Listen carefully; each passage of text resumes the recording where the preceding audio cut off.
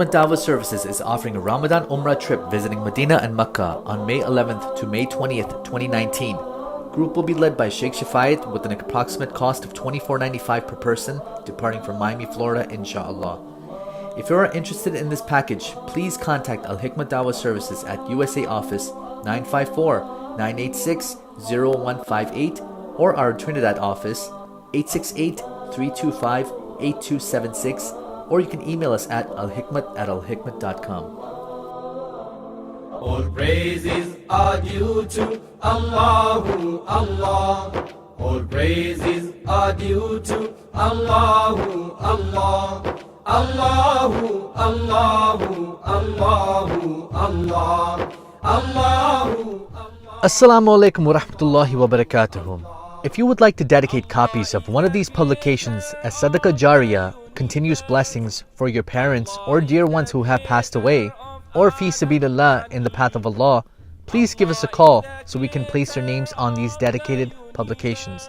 You can call us at 954-986-0158, or you can also visit us at www.alhikmat.com. Allah is the creator of different faces. Allah is the creator of all races. Allahu, Allahu, Allahu, Allah. Since 9/11, there has been a great fear of Islam.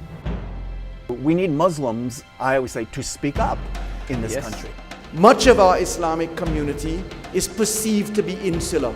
Most Americans have never met a Muslim or are not aware of having met a Muslim. Most people don't have enough education in terms of what the entirety of Islam represents. It's very easy to hate someone or to put stereotypes on people that you've never interacted with.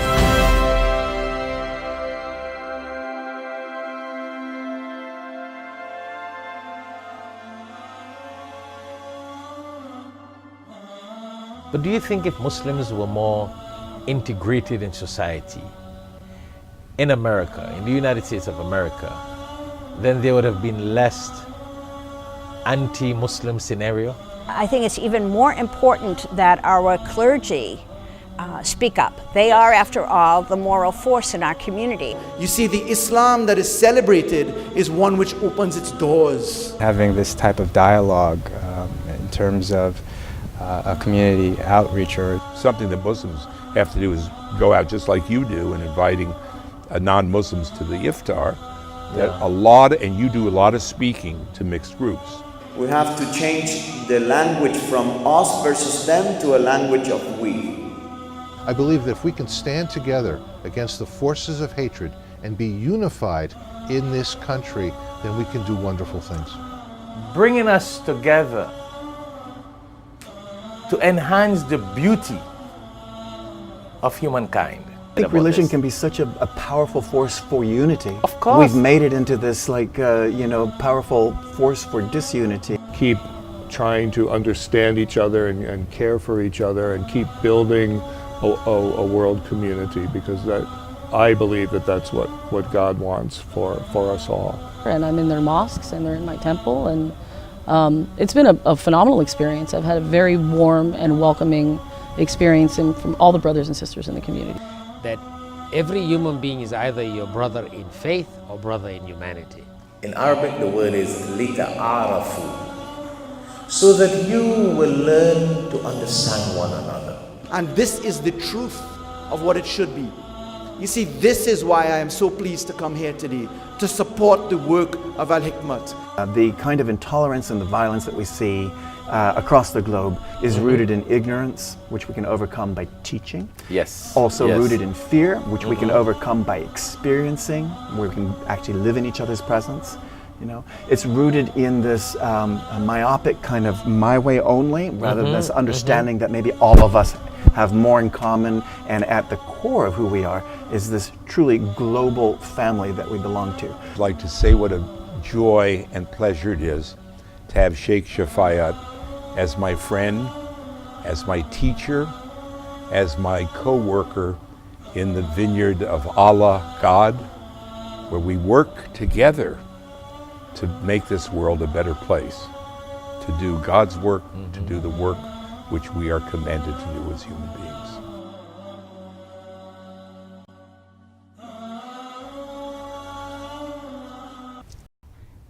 Assalamu alaikum and welcome to Global Issues on Alhikmat TV 24/7 online. It is indeed an honor and a blessing to have with us in Alhikmat studio Amanda Smith. Welcome to the show. Alhamdulillah, thank you so much for having me. It's an honor to be here. It is really so good, and I'm sure that our viewers worldwide will definitely benefit from what you have to share with your experience and you're coming to Islam. So Amanda Smith is a new Muslim, convert, revert. We're going to talk about that on the what aspect, what she feels more comfortable with in saying new Muslim, convert or revert. All right, that's an interesting issue. And she is a student in speech pathology. So very bright, intelligent sister. And may Allah subhanahu wa ta'ala bless her, and may He bless us all and bless you viewers. And as I said, I'm sure you'll find the conversation with her very, very interesting. She's really deep into trying to get people to better understand Islam in the United States of America, North America, and worldwide, of course. Especially Muslims and new Muslims and non-Muslims in areas that are sort of gray and people don't understand due to culture, ignorance, arrogance, etc. So Amanda, again once more, it's nice to have you on the show. Thank you so much. Alhamdulillah. Good. Khair. Sister Amanda Smith. I got that correct? Yes, sir. Good. Thank you. So could you share with us your motivation towards coming into Islam? Allah subhanahu wa ta'ala, alhamdulillah, guided me here. Mm-hmm. I've been very blessed in life to have very good parents, very good family who taught me good values. Mm-hmm. And alhamdulillah, I was very blessed. And where were you from? I was born in the state of Utah. I was originally born into a Mormon family. You're kidding. Or I'm sorry, Latter-day Saint family. Their leader. Latter-day Saint. Yeah, their current leader has actually recently announced that they don't like the term Mormon anymore. So I'm trying myself to get used to not using it anymore. Latter-day Saints. Latter-day Saints. Of Jesus Christ. Of Christ. The Church of Jesus Christ of Latter-day Saints. Yes. Well, I'm saying that because recently I did an interview with a reverend from the Mormon Church, the a Mormon bishop. Church. MashaAllah. Yes, yeah, yes. you know, so we had a deep MashaAllah. conversation on that.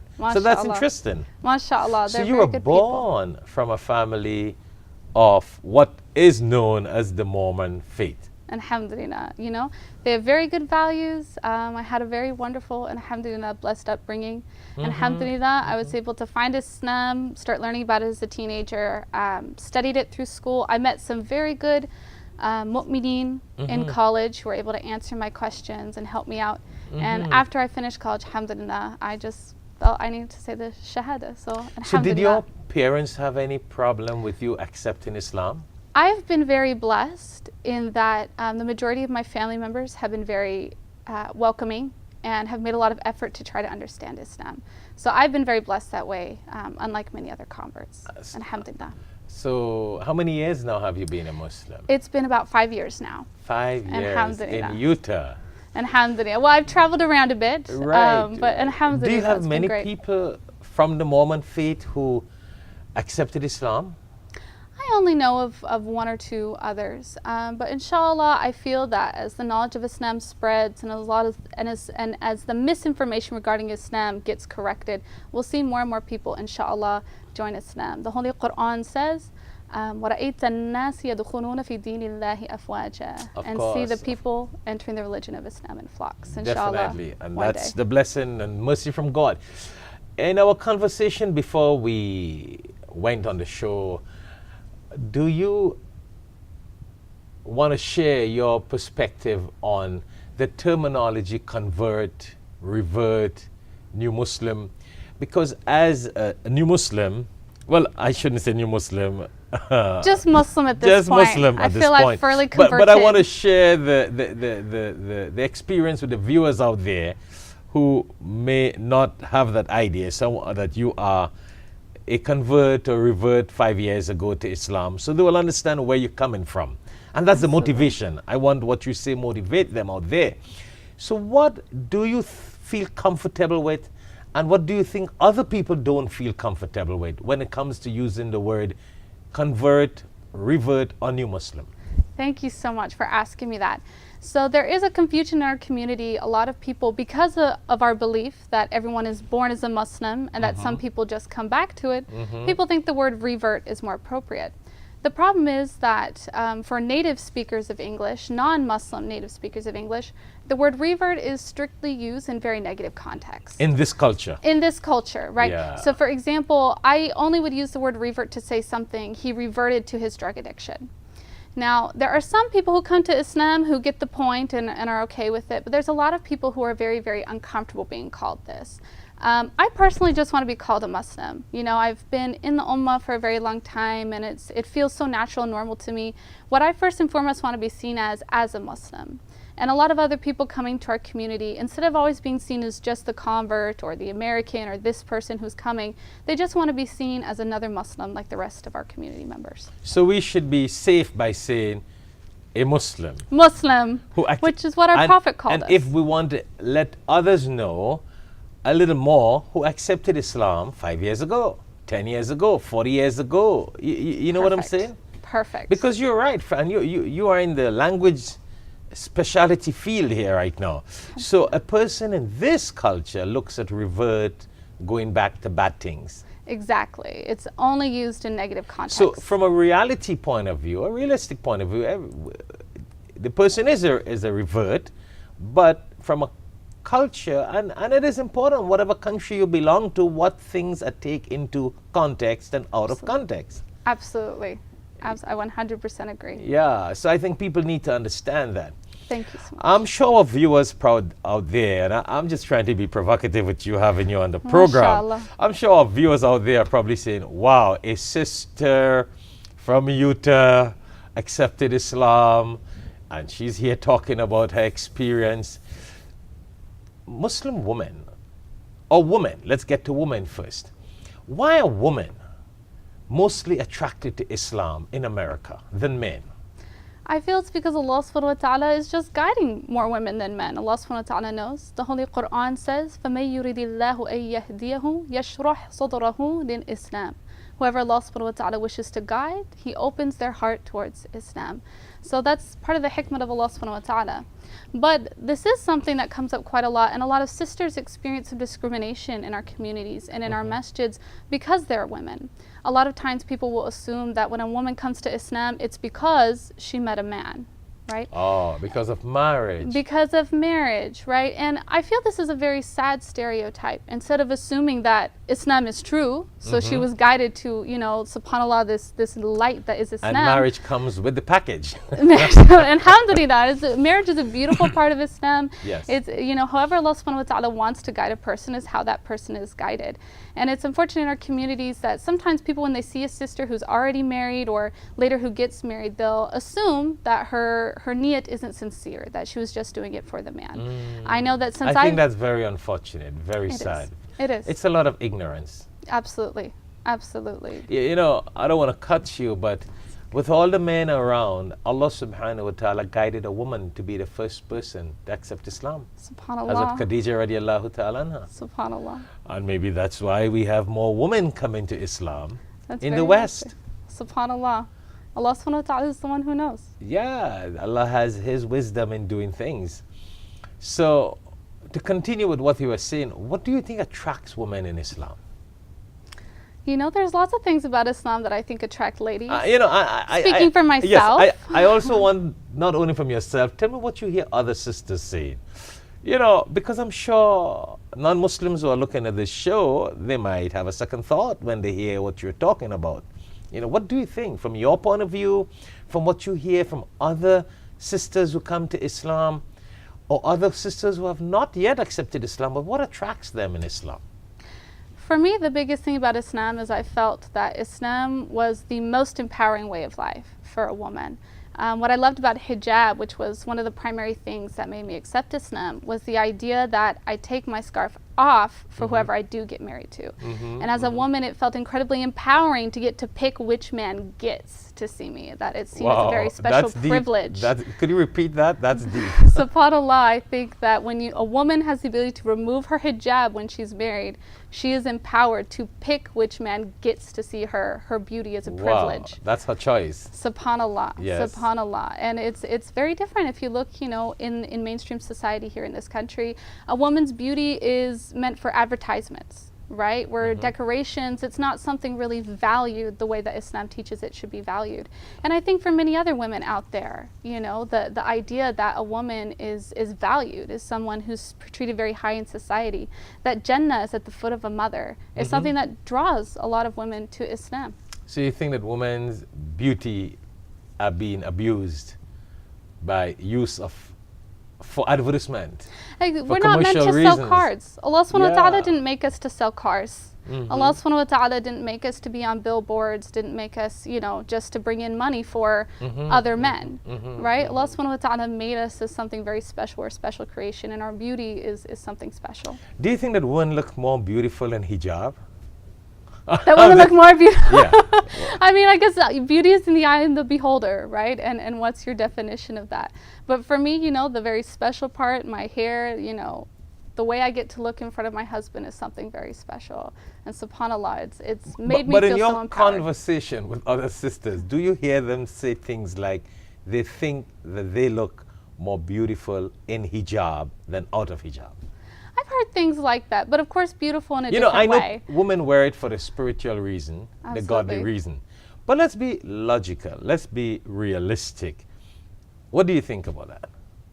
It's a beauty in a different way, absolutely. Hijab doesn't make us ugly. I've never felt hijab made me ugly.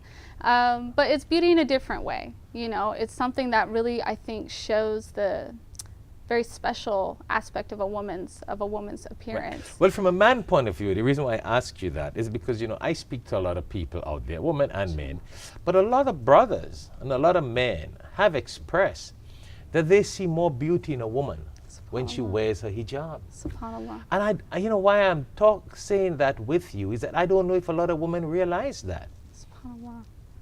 Because if a lot of women would have realized that, then a lot more women would have got into hijab.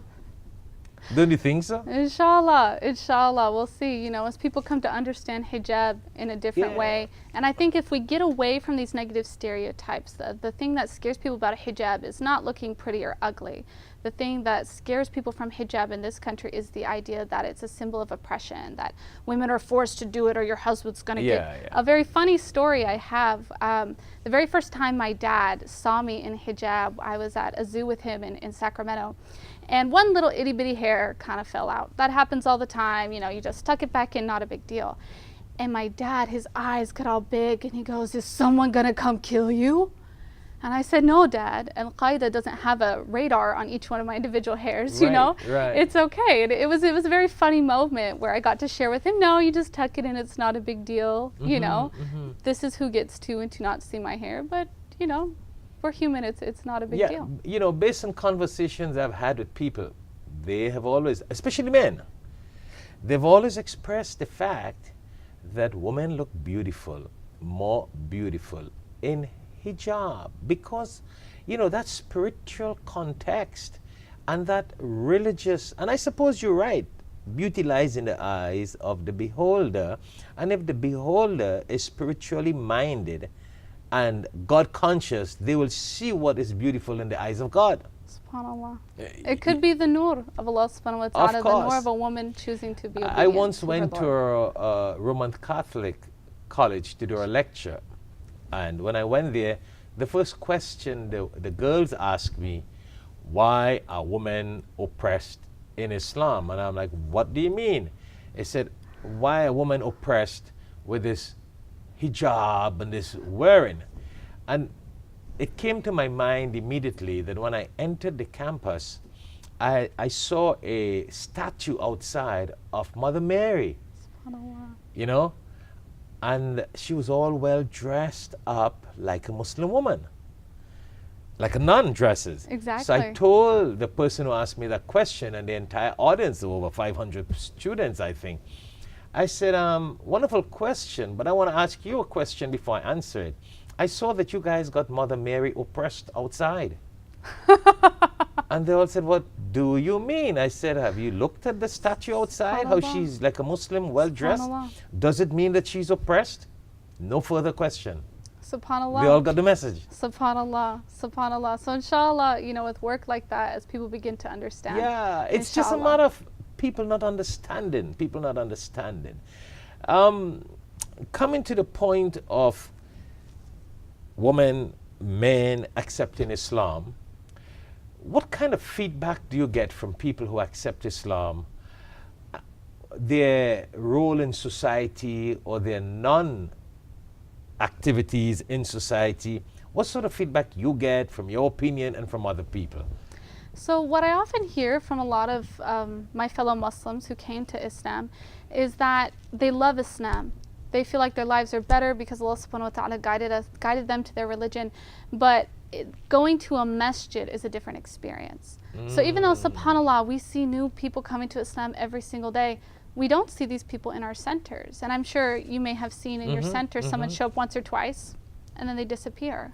Right? Yeah. And there's a lot of very serious issues about why converts aren't coming to the masjid, right? In centers, we often experience a lot of trophyism. We experience isolation, discrimination. It can be very difficult to find friends, and it can be especially difficult to navigate a great deal of culture clash, especially when you have a lot of people assuming things like, oh, you're a woman, you must just be here for a man. You know, it becomes a very inhospitable environment. Do you think that other Muslim women feel jeopardized, feel threatened that here is a new Muslim sister in town? Would she be looking to get married to one of these men? Is that one of the reasons why some of the Muslim women do not hug and give more appreciation and be more welcoming? That might be a possibility. No, it's important you express that because I want our viewers to hear that. I think, you know, it's possible. There is a tribalism that happens when converts try to get married. There's a lot of people, you know, who don't want, you know, some American man to take my daughter, right? I've had the experience where when I was a new Muslim and considering marriage, where a brother's family said that since I'm American, I'm probably a child of Zena. And so, you know, their son shouldn't have anything to do with me, which was A, false, and B, a horrible thing to say. Of course. Right? And that's something that's a very common experience. But I think the primary issue is a lot of people just don't recognize that they might be ignorant about a few issues. Even though they're living here in this country, they might be ignorant about the culture here. And they might be ignorant about how a convert feels about things. Often when converts first walk into a masjid, there's a big wave of excitement, you know, a lot of, I like to call masha'Allahs everywhere. You know, everyone wants to hear the convert's story. How did you get here? And what ends up happening is a convert ends up feeling more like a trophy than a member of the community. Everyone wants to hear our warm fuzzy story, but very rarely will someone reciprocate. So this is a very personal thing we're sharing, but then we don't hear someone else's personal story of getting closer to Allah subhanahu wa ta'ala, right? And so it can be very isolating, very unsettling. And then especially after sharing such personal details, what often happens is people will turn around and have a conversation with someone else in the masjid, most of the time in a language they don't understand. Now, of course, there are people in our community who don't speak English. Of course, that's completely different. But if we can understand. They don't understand. Yeah, of course, of course. But the I'm not one of educated these ones, the Nazis. educated ones, the one who does well-read, know how. who are more American than Americans. Absolutely, absolutely. Yeah. You know, when you turn around and there's this new person in your community and you're leaving them to sit there in a room full of people that they don't understand, it's very, very isolating. And so a lot of converts sit in the masjids by themselves. A lot of converts spend holidays themselves. I remember my very first Ramadan. Ramadan is the loneliest time for most converts. And at the time when we're fasting and we're celebrating and we're getting close to our families, a lot of converts are completely alone. Some of them, you know, don't have good relationships with their friends and family anymore. Or even if they do, they're not sitting at the dinner table with everyone else. Yeah. And then you come to the masjid for iftar and you're sitting there alone, eating food that you probably don't even recognize or can't quite handle the heat in some centers. No one to tell you how to eat it. Yeah, exactly. You know, a lot of converts will also have the experience, right? Well, they'll be eating, just be abruptly stopped and say, no, we eat with the right hand, which is very, very startling, right? And this is also another issue where converts will be pushed into doing things or inappropriately chastised. So going back to talking about the issue of hijab, absolutely, you know, I 100% believe hijab is a part of Islam, but for some people coming to Islam, some sisters, they need time to get there, some baby steps. But what commonly happens to a lot of new sisters who haven't taken that step yet is they get pushed into it, right? Or they might get pushed into adopting certain forms of hijab. So for example, I know a sister who, for her first time in a masjid, was told, you have to wear an abaya, and was really pressured to put on this garment that she had never seen anything like it before, right? So instead of wearing hijab using clothing she was familiar with, people were pushing this cultural garment upon her.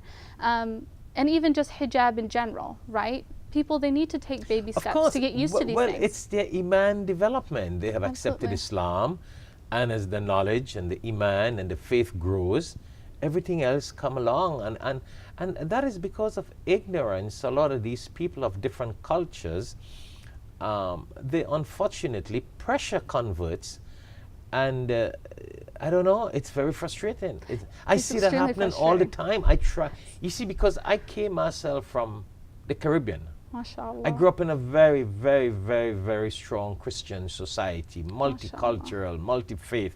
So I've seen this diversity. I live among people of different faiths. You know, my relatives, my blood ties are all of different faiths. So I can understand a person coming into Islam and how they think and how they grow.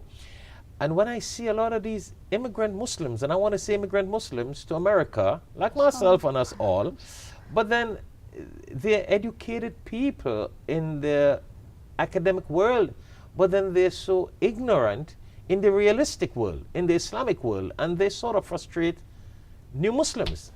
Men and women. Yes, and it makes it a difficult experience to come to a masjid if you know you're going to come in and be pushed into something you don't understand or honestly disagree with. You know, some Muslims may have a difference of opinion on one issue or another. But I think that's an important message you must give, and let a lot of these Muslim women know that they should not pressure new Muslims before they're ready, because of the fact that they're scared that, or they're threatened that these new Muslims will marry their men. I think that is so sad. It's very sad, and it's very racist that it that's is sort racist. of intention It is there. not right. Yeah, absolutely. And racism is another big issue a lot of converts experience. And we're going to talk about that. We're going to talk about Let's that because talk about it.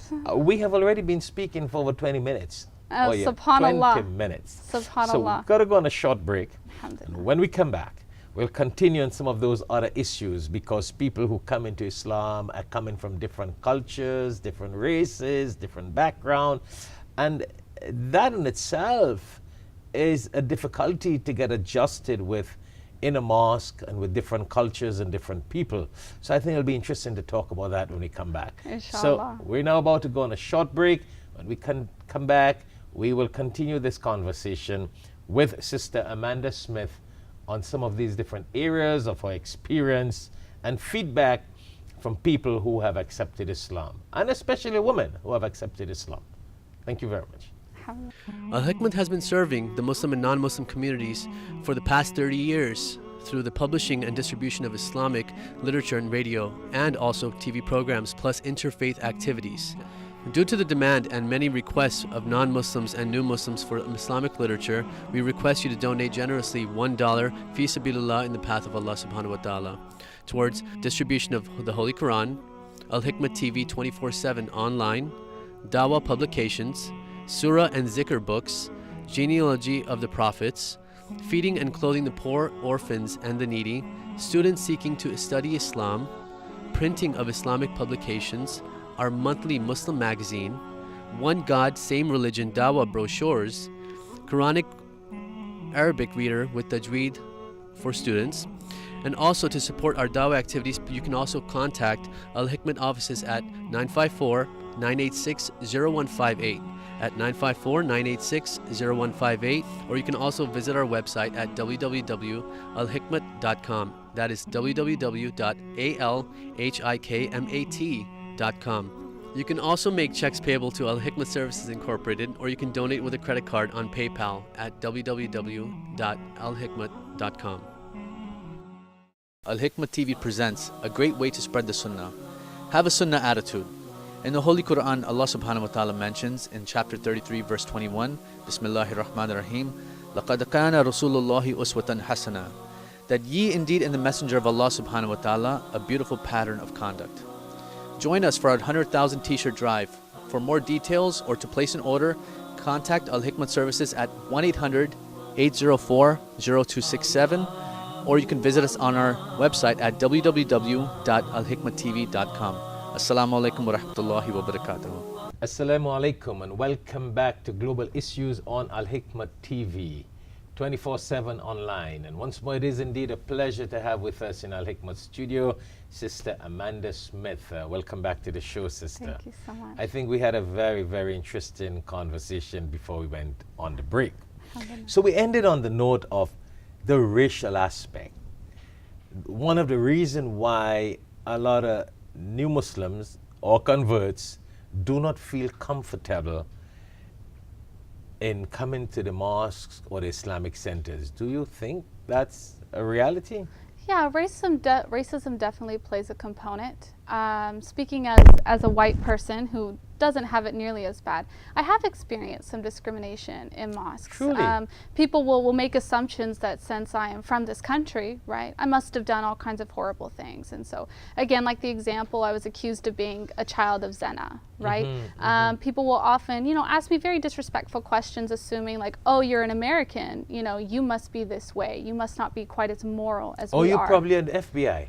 Oh, that's absolutely. You're an American new Muslim. Are you CIA? You must be CIA. And that's something that, especially for brothers, I have not met. Do you think a lot of converts face that? Yes. I've not met a single Muslim brother, not one brother, who has not been accused of being part of the FBI. Every single brother I know has been accused of being an FBI or CIA agent, which sends the message, we don't want you here, you're not welcome here, which is why a lot of these converts don't come back to the masjid. Oh, right? Interesting. So that's a very serious issue. And then for converts of color, it's doubly so. I'm not a convert of color, so I don't want to speak for someone else. But based on what I've heard, I have heard a lot of very hateful remarks directed towards people of color. They think I'm white, so certain prejudices they have, they think they can share with me. What a lot of people don't know is that actually one of my parents is Latino. And so I have a very close affinity with Latin culture. And here in South Florida, I've had experiences where somebody, Cuban, cuts off somebody in the masjid in traffic. They come into the masjid and, Cubans have no values and, this, that, and the other. And just really awful things said about people of Latin descent, African Americans. There's a lot of racism that just gets sort of openly spoken in centers, which is really absolutely not okay. And it sends the message to these converts of colors that we don't want you here. One thing that I've been, especially concerned about is these converts when they come and they have kids. So do you get that feedback from all cultures? No. I mean, I don't want to hit on anybody here, but do you get it from all the different Muslim cultures? So alhamdulillah, I've had experience with Muslims who are Arabs, who are Africans, who are islanders, who are Iranians, Pakistanis, India, and I've felt a lot of that coming from the same feedback from them all. From a lot of them, absolutely a lot of them, right? And so I think everyone, we're all human beings. Astaghfirullah, a lot of us do have prejudices that we may not even fully recognize, right? That's what the big issue is in our political discourse. And what's important is to recognize we have those prejudices in order to stop them. Allah subhanahu wa ta'ala tells us in the Quran that we have been made into different tribes and nations, so we may come to know one another. To know one another. Subhanallah. And here in the United States, we have a very special opportunity to do that doesn't exist in most other places in the world. Of course. And here in South Florida, even more so than most places in the rest of the United States. Yes. And so when you see a new convert come into the community who's Latino, who's white, who's African American, or from anywhere else in the country, or anywhere else in the world, I mean, it's important to make an effort, learn about their culture, learn more about their perspective and their worldview. Don't assume, right, that the worst about whatever you might think about their society is something that they do, right? I like that point, Sister Amanda. And I think that a lot of times, and I'm so really happy that when we spoke to you about getting on this show, you insisted that it should not be about your journey to Islam, more about the post-Shahada story. Post-Shahada story. Alhamdulillah. And I would really like to urge you, even though it's global here, that you should really take that message out to the Muslim world, because that is so true what you're saying. A lot of times you go into the mosque, everybody's about they're so happy to see the sister accept Islam and this brother.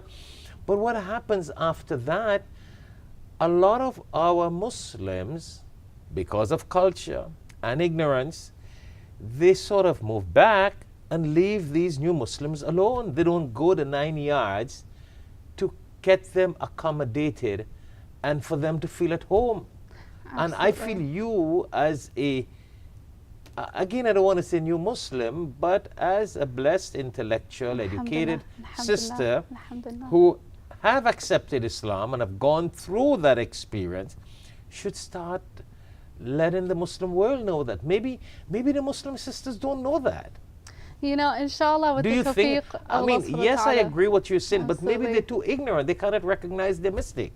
And that's something I absolutely think. You know, I don't think anyone sitting in the masjids is there, oh, I hate converts. You know, I don't no one think has so. that attitude. A lot of it is just honest ignorance and honest mistakes. And so, thank you so much, and alhamdulillah to be here. I And think you should tawfiq do of Allah that. subhanahu wa ta'ala. And if there's any Inshallah. way we can work together in making that happen, sister. You know, I mean, the only thing I think Muslim sisters will feel threatened about is if they see a nice, pretty convert girl comes to Islam, they're like, oh my gosh, we're going to lose our son, we're going to lose our husbands, we're going to lose our brothers from our culture. Well, okay, let's say as human beings, they got that feelings there, but whoever Allah has matched and put together, that they cannot change.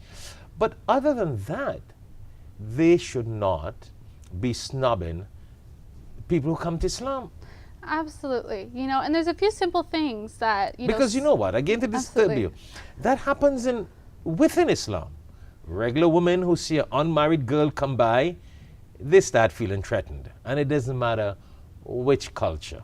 So I can sort of be realistic to understand them where, I mean, it should not be, it's not the right thing, but let's be real, it happens in every culture. You know what I'm saying? A regular school, girls, workplace, somebody comes in unmarried, other people feel threatened, whether it's male or female. That's a human jealousy, egoistic kind of issue. So we can overrule that. But generally, I don't think that should be that should be an issue. If someone feels that way, that's something to overcome. Definitely. Right? That's definitely not natural. Allah subhanahu wa ta'ala wants us to have. And again, the Quran tells us not to be suspicious of each other. So there's an ayah in Surah An-Nisa, when I read it, it made me feel so vindicated. It says, وَلَا تَقُولُوا لِمَنْ أَلْقَى إِلَيْكُمُ السَّلَامَ لَسْتَ مُؤْمِنًا. Do not say to anyone who gives you the salam that they're not a believer. And then at the end of that ayah, it says, كَذَلِكَ كُنْتُم مِّن قَبْلُ فَمَنَّ اللَّهُ عَلَيْكُمْ فَتَبَيَّنُوا. You were like that before. So everyone today who's a Muslim, some back has some relative somewhere who was not. And then Allah subhanahu wa ta'ala guided us, and then it says فَتَبَيَّنُوا, right? So seek out, seek clarification. So don't assume someone's not a Muslim. Don't assume that someone has a bad intention towards you, right? Or that someone's out here just trying to steal your men or steal your women, right? You know, we should first assume the absolute best in each other, and this is what Allah subhanahu wa ta'ala teaches us to do through the religion of Islam. Of course, and I really think with your understanding, you should make some extra effort. Inshallah. I'm not saying you're not making the extra effort. With the tawfiq of Allah subhanahu wa ta'ala. Or go to 9 yards Inshallah. to probably get this message out to different masjids, Inshallah. different mosques, different communities. I strongly feel that a lot of sisters do not understand this point. They're probably not even aware that they're guilty of it. They know it's happening because I hear a lot of times sisters and brothers like, this person accepted Islam, that person, but we don't see them. But sometimes they themselves who are saying this probably are not aware that they are guilty of the crime of not keeping those brothers and sisters there. Inshallah. So alhamdulillah, I've had the opportunity to talk about this in 3 different centers in Seattle, 2 here in South Florida. I've been very honored to be invited here today. Anyone who would love to have me come and share, I'm very happy to do that. And we're going to let our viewers know Sister Amanda Smith is willing I'm available to speak on this issue to our Muslim brothers and sisters who are born Muslim brothers and sisters who have not understood the right methodology in welcoming and accommodating new Muslims to Islam. And I think that's a shortcoming because of lack of knowledge, ignorance, culture, and the whole 9 yards. And the sister with the experience should be able to share that. Inshallah. Yeah, Inshallah, Allah subhanahu wa ta'ala makes that easy. I think you can do that. Inshallah. Inshallah. Thank you You know, so as much. we talk, we still got a few minutes again. I mean, not Alhamdulillah. too much, but we got a 5 minutes plus to talk. What other area do you think is of concern for brothers and sisters who come into Islam to understand better, in the sense that this sort of misunderstanding, or Muslims who are born Muslims, that they should better understand about people who come to Islam? Either way. Yeah, so the first thing that I always counsel, my fellow Muslims who have come to Islam is, even though it can be very difficult and there's a lot of culture clash, to not let a bad experience keep you from coming to the house of Allah subhanahu wa ta'ala. Because as we keep coming and we keep interacting with the community, inshallah, things will change. What I don't want to see is more converts in the community making their own masjids, and then we just add to the problem of this is segregation. Exactly, which is a very serious issue in our community, right? Our centers are often very culturally segregated, but we should be more integrated. So a new Muslim should know it's not an Islamic problem, it's a people problem. It's a people problem. And don't let that people and their culture get into you and Islam. Exactly, exactly. The advice I have for Muslims who want to welcome converts but just kind of don't feel how, the first thing that I always recommend everyone does is get to know that person, as a fellow Muslim. So if you want to know the convert story and ask it, that's okay if they want to share, right? But share something about yourself. So every single person who is a Muslim in the United States, I like to think in a way, is also a convert. No one forces people to come to the masjid here, right? There's no cultural pressure to do it. In fact, there's a great deal of pressure not to do it. So share your story of choosing to come close to Allah subhanahu wa ta'ala and make friendship through Islam that way. The next thing I recommend is to include converts in your activities. So one of the most blessed occasions that I had was the very first time I was invited for iftar in Ramadan. And it was a very simple thing. These sisters, I don't even think they realized how much it meant to me to have an iftar with other Muslims and to be seen as a friend. It was just, I almost kind of want to tear up thinking about it. But a lot of converts are totally alone. Invite converts to your weddings. Right, so a lot of Muslims coming to Islam don't know what a Muslim wedding looks like, which again can cause problems later down the road when they want to get married, because it's easier to take advantage of a convert if they don't even really have the full picture of what's normal and what's not. Absolutely.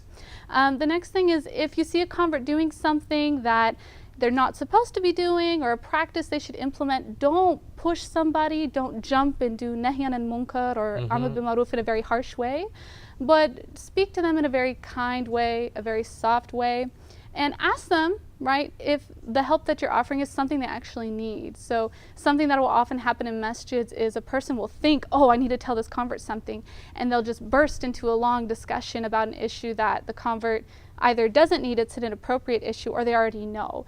So for example, it may just be the right thing in the wrong time. At the wrong time, exactly. I met a brother once at a conference who told me that at one of the centers that a brother had come up to him and made him sit down for a 2-hour-long discussion about jinn, right? So this brother just, really pushed and said, no, you need to hear this about jinn. And then, he told me, he's like, but I'm still learning how to pray. What would have been better is if the brother asked, hey, I know you're new, you're still learning, how can I help you?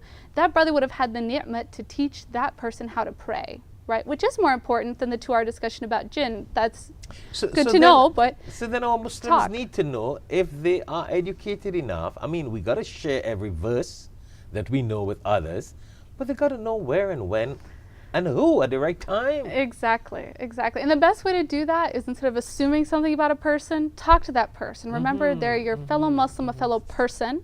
They're not just something, we're not putty to be molded, right? We're human beings. Good. So, I know I didn't ask you this question, but sometimes you leave the best for the last. So, are you married? Alhamdulillah, I got married very recently. It's been a year now. And I just wanted the audience to know that before you start getting proposal reply. No, so it's important I let because we have spoken about marriage, and someone out there may be thinking, why is she talking about people threatening about marriage or not? So we want to let them know you're married. Alhamdulillah, alhamdulillah. Yes, and that's a blessing. A great husband. One of the things I loved about him when I was first discussing the possibility your with husband him, is in the medical field, am I sure? No, he's a physicist. Okay. Alhamdulillah, alhamdulillah. When we were talking about marriage, he was, so respectful. I was just so shocked to finally meet a brother who didn't assume negative things about me because I'm an American. He didn't try to tell me I should change my name. That's another misunderstanding in our communities. It's not wajib to do that. And he treated me just like Sister Amanda. I'm a fellow Muslim, Sister Amanda, and it for me, and this might be surprising to your viewers, but it was so shocking to be finally treated with respect by another Muslim male. And so, alhamdulillah, Allah subhanahu wa ta'ala has blessed me with a very Is that great one ni'mah. of the issues that our Muslim sisters face when they come into Islam? When our Muslim sisters come into Islam, do they feel, threatened is not the right word, but belittled? Disrespected. And disrespected by Very often. some of these Muslims who get married to them? Sometimes, or not even necessarily by people. Sometimes, of course, that very sadly happens, but even by others in the community. A big issue is for new sisters who just become Muslim, they don't really know how to navigate the marriage process because the way it's done in our communities is extremely different from the rest of the Western world. And so the way we know how to navigate finding a partner as a non-Muslim is extremely different. It takes a lot of time to figure out how to do it. And so I have another experience. A sister, she put this post on Facebook. She's like, I met this brother and he was so awful to me and so disrespectful and this, that, and the other. And then, I asked her a few questions. Well, what happened? How did he approach you? And what she didn't know, because she was a new Muslim, is that Muslim men and women aren't really supposed to go out on dates alone together, right? And so she had just barely taken her shahada, put on her hijab, and a Muslim man comes up to her and says, hey, do you want to come out and get some coffee with me? MashaAllah. And she didn't see the problem in that. But for many people who are used to the way our community is, that's a huge red flag, right? And so that's an issue on top of course, just the very sad regular issues of discrimination and, and suspicion. So that is something also that I encourage for Muslims who understand the Western lifestyle as well as how things work in our community. If you see a convert being taken advantage of, if you see someone trying to push a convert into an inappropriate marriage, right, be strong enough to say something, right? That convert might think they have to. They might hear that hadith, oh, you need to complete your deen, and they might think that they have to marry someone Allah subhanahu wa ta'ala is going to make it fine for them. They don't feel like they have the right to self-advocate and say, I don't think this person is right for me.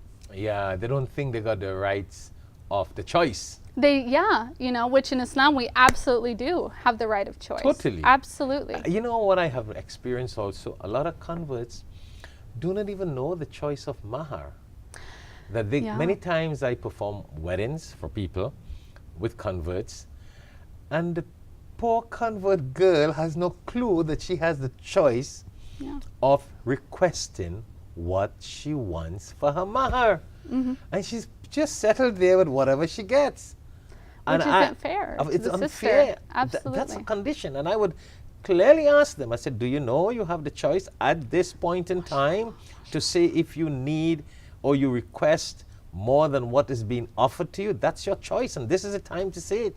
Absolutely. And if you say it now, this is it. Otherwise, forever hold your peace. That's it. Exactly. Because a lot of them are not told, and I am asking these girls who are brides to be, and they're like, well, yeah, I was told about it, and the ring is it. I'm saying, do you know that the ring is a gift?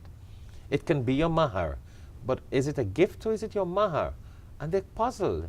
Have you come across girls with that? That issue, and then also the issue of not knowing that you have the right to stipulate marriage conditions in your marriage contract, or even to know that you have a right to a marriage contract is another issue, right? And so I want to thank you actually, Sheikh, for stopping and saying that to these sisters to verify they know what their rights are. What you are doing is being a positive advocate for somebody who doesn't know what their rights are. And mashallah, I hope more people in the community are brave enough to do that. I feel sorry for them. I've seen places where men offer $5 as a mahar in America. That's ridiculous. totally ridiculous. It's mustahab to not ask for an extravagant mahar, but it's not okay to have bukhul and to be stingy towards who's to be your wife. Listen, She's worth more than $5. I didn't hear that, I performed a marriage. When I asked the man what is the mahar, he said $5. I look at the sister and I'm like, at one point, I were like, I hope this man doesn't get angry and think that I need a commission from this now. But I'm asking the sister, are you really satisfied with this? Are you agree with this? Is this your deal? Or do you know you have a better right than this? Or what is this going on here? And, She may not have known, or she may have been told, oh, no. Islam teaches us to ask for a humble mahar. Don't be like these greedy girls who ask for a big thing. And someone who's new in the community and doesn't know what's normal and what's not is going to feel like that's reasonable. And then there are a lot of people who come now and said, you know what, in our culture, we give $1 on the day of the marriage. And muakhar, later on, we give it 100,000. That never comes. Yeah, that's supposed to be a safeguard so you don't divorce me, right? But American women aren't going to think that way. And the poor girl has no choice. She never sees that. It's not fair. It's really not fair. It's absolutely not fair. And it's taking advantage of someone's ignorance. Allah subhanahu wa and the ta'ala innocence. doesn't want you to do that. Absolutely. And then later on down the road, right, if things get hard and if the convert realizes that she has been treated unfairly, right, she's not going to feel comfortable coming to the community, being part of the community. And so there's a perception, right, when things like this happen and the other issues I talked about, and they don't want to come into the community, they stay home. They worship Allah subhanahu wa ta'ala at home. And then a lot of people have the perception, oh look, they did kufr. See, we knew they weren't really Muslim. We knew she was just in it for the man. We know Americans can't be real Muslims. And so there's this assumption, right, that converts are doing kufr. That's not why they're not here. But that's not the case. The case is they're worshiping Allah subhanahu wa ta'ala at home because that's where they feel safe and where they can feel closer to God. I think that's an area, as a sister, you got to help some of those sisters again. Let them understand that they got the choice for the mahar, and they must make their condition. I mean, it has been designed by Allah and the Rasul sallallahu alaihi wasallam, and we need to understand that. And that has its barakat and its blessings. SubhanAllah. Yeah, it has its blessings into it. Absolutely. So there are really a lot of issues post accepting Islam, as we would say, post Shahada, and I think that you have clarified a lot of these issues. We have gone another 15 minutes or so, or 20 minutes we have been talking on this second. When you talk interesting things, time just goes.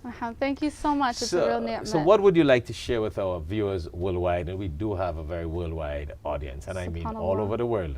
SubhanAllah. Just the big thing that I want to get across for everyone out there, no matter how you came to Islam, is to remember that we're all one ummah and we're all Muslimin, and to see each other that way first and foremost. Excellent. So once more, thank you very much, Thank Sister you so much. Jazakallah Amanda khair. Smith. Inshallah. It was a pleasure having you on the show, and we would love to have you come back again. Inshallah. And we may discuss some of these issues we spoke about in details. Inshallah. For the benefit of other people. And this might be a good forum where we can have this and send it out to women, to men, to new Muslims, to Muslims who are born Muslims, to better understand how they should establish this better relationship with people who have accepted Islam. Inshallah. Inshallah, tawfiq of Allah subhanahu wa ta'ala. We make this ummah a stronger ummah altogether. Inshallah. Thank you very much. Thank you so much.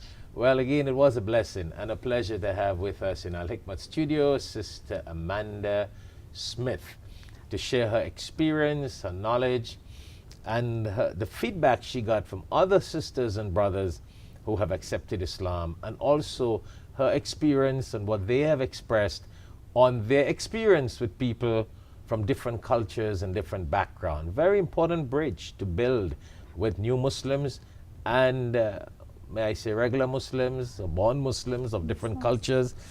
This is very important, and it is becoming a very, very important issue nowadays, especially in the United States of America. So thank you very much for viewing. And as the sister said, anyone who would like to invite her to talk to their congregations about Islam, etc., please feel free to contact us at Alhikmat office. We will get in contact with her, get you to get in contact with her, and the arrangements can be made. It has been a pleasure being with you, viewers. May Allah bless you. God bless you. Peace be upon to you. Assalamu alaikum wa rahmatullahi wa barakatuh. All praises are due to Allahu Allah. All praises are due to Allahu Allah. Allahu Allahu Allahu Allah. Allahu. Assalamu alaikum wa rahmatullahi wa barakatuh. If you would like to dedicate copies of one of these publications as Sadaqah Jariyah, continuous blessings for your parents or dear ones who have passed away, or fi sabilillah, in the path of Allah, please give us a call so we can place your names on these dedicated publications. You can call us at 954-986-0158, or you can also visit us at www.alhikmat.com. Allah is the creator of different faces. Allah is the creator of all races. Allahu, Allahu, Allahu, Allah. Salam alayka, ya Habib. Bounty Kings, Bounty Castles presents brand new luxury castles for all events. You can contact us at telephone number 749-4342, or you can also email us at bountykings1@gmail.com.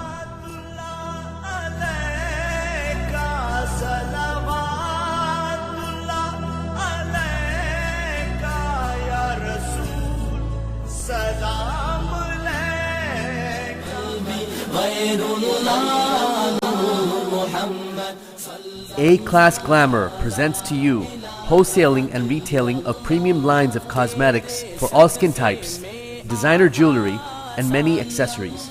Brands include ColourPop, Maybelline, Revlon Professional, Urban Decay, Sephora, and many more. To get a hold of these products, you can call Sadiq Khan at 345-5824 or Amira Khan at 759-6089. You can also visit our Facebook page at A-Class Glamour to follow for newly released lines of products. Alhikmat Dawah Services is offering a Ramadan Umrah trip visiting Medina and Mecca on May 11th to May 20th, 2019. Group will be led by Shaikh Shafayat with an approximate cost of $24.95 per person, departing from Miami, Florida, inshallah. If you are interested in this package, please contact Alhikmat Dawah Services at USA office 954-986-0158 or our Trinidad office 868-325-8276, or you can email us at alhikmat@alhikmat.com.